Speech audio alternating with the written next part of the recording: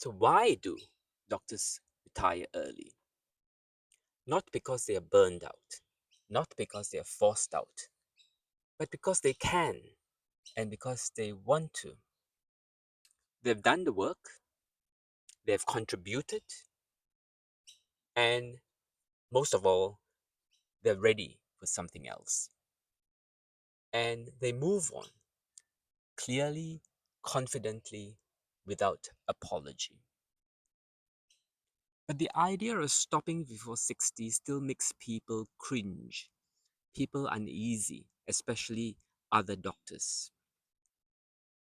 The unspoken default is 65, and that's when it's acceptable to step back, and you don't tend to get asked too many questions when you do that. But it's not really a meaningful benchmark. It doesn't account for individual circumstances, individual health, purpose, or the different ways doctors grow or not grow. Well, in this case, it's grow, because if you're not growing, you'll probably stay stuck in the same inertia. So the truth is, doctors today are negotiating, navigating a system that looks very different from the one they trained in. I, for one, live it now. It is certainly more legalistic. We all have to have medical indemnity. We are all looking over our shoulders. We have to be careful with what we say, what we write, and we can't always say what we think. More defensive, more bureaucratic, actually, too bureaucratic. There are more doctors in bureaucracy now, in the hospitals, in the Department of Health, than ever before, and that's taking over the practice of medicine. There's less face to face healing and more digital documentation, applying for scripts. However, of course, there's still meaning, but the meaning is now buried under all this bureaucratic paperwork. I've seen the shift firsthand. I always wanted to be a doctor and I've loved the role.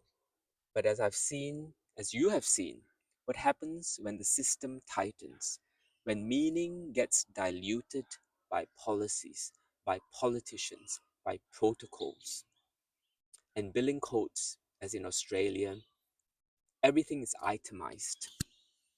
The doctor patient relationship is reduced to checklists and time slots.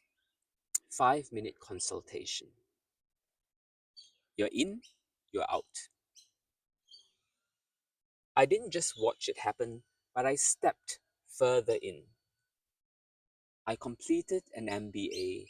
I became a graduate in the Australian Institute of Company Directors. And then I stepped into leadership, medical, clinical leadership beyond the consultation room, shaping strategy, governance, and ethics across healthcare. I served as clinical director for a organization. I sat on a board of a college, and I also work in a ethical reform committee. Many doctors say they want to understand the system. I chose to understand, but also to enter it, to work in the system with them, to question them, and to shape them. But beyond the titles, beyond the frameworks, I started rediscovering parts of myself that medicine had pushed aside for the last few decades. That's not unusual either. Many doctors forget that they had other identities before the profession became all consuming, and they lose track of that. One of the love that I always had was languages. As a first year medical student, I took an extra subject, and that was Mandarin, because before, when I was growing up in Malaysia, I attended a government school which only had Malay as the main language of instruction, and English was the second language. Although at home we did speak a little bit of Cantonese, listen to some Hakka, and obviously some Mandarin.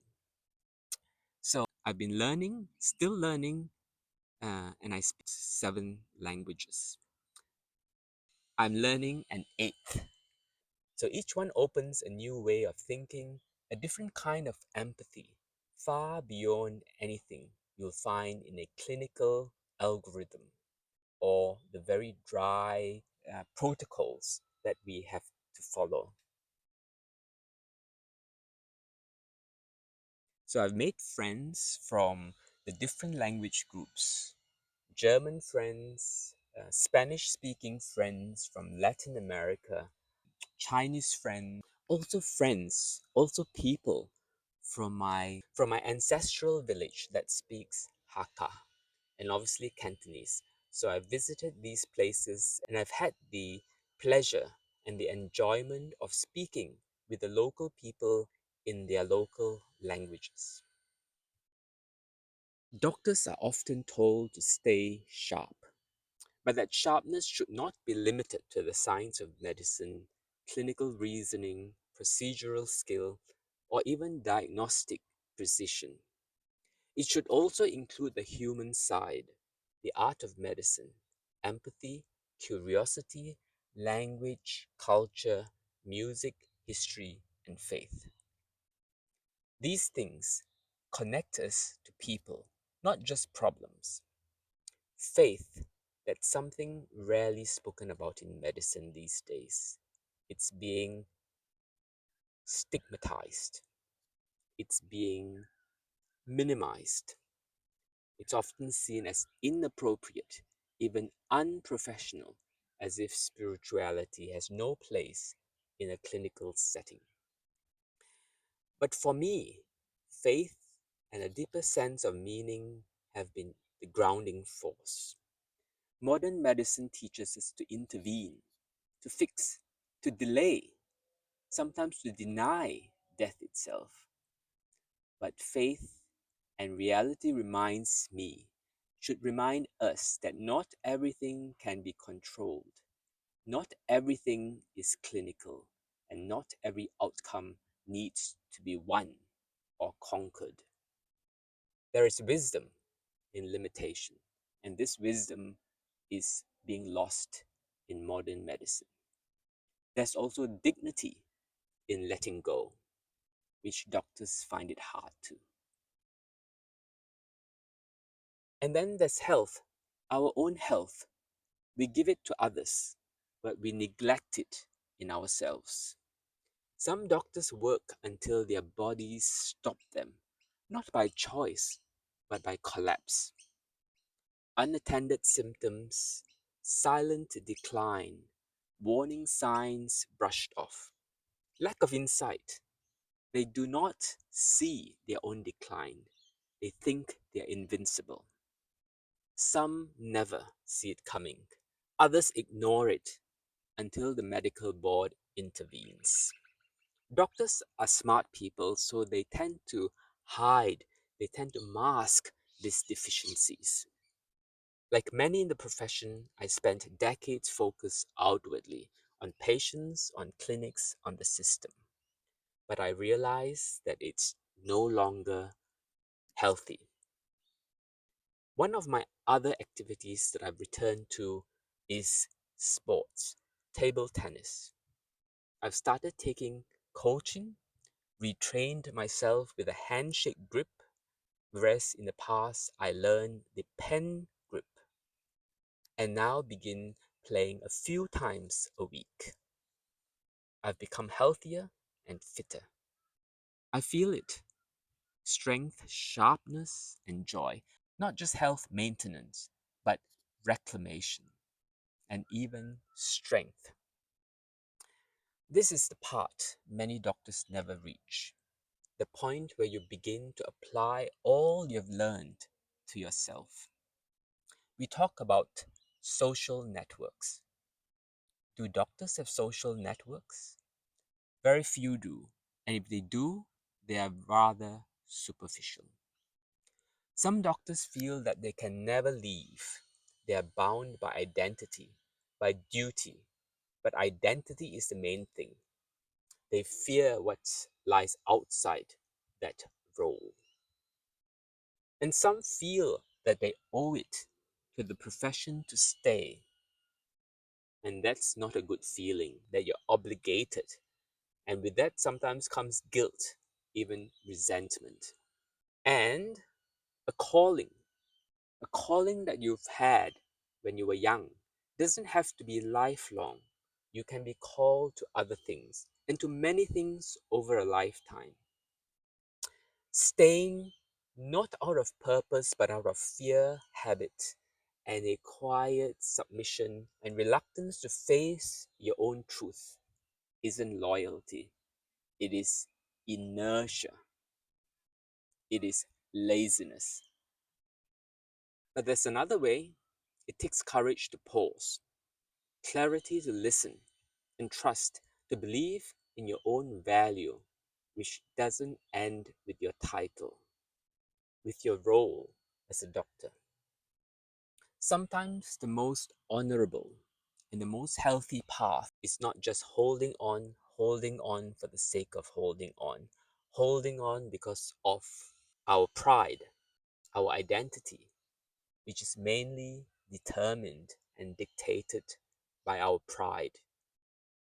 It is knowing when that you have given enough, when it's time, when to accept. So if you're a doctor in your 50s or approaching 60 and you've started hearing that quiet inner voice, don't reject it. Don't ignore it. It's real. It is true to yourself. So this voice may not be something that is shaped by your training, nor and definitely not by your colleagues or by expectation, society, but is the one that asks, what else is possible? What else have I learned in life? Listen to it. Listen to it. It may be the most truthful question you've heard in years. You don't have to explain yourself. You don't have to explain to others. You're not betraying anyone, and you're certainly not betraying the profession.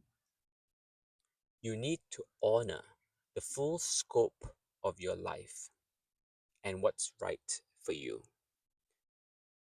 Indeed, there's a world beyond the hospital and the clinic, and it's not void, it's not empty. It's rich, it's human, it's yours. I'm Dr. Chris Ho. Thank you for listening. Please share your thoughts below. I'll be delighted to hear from you.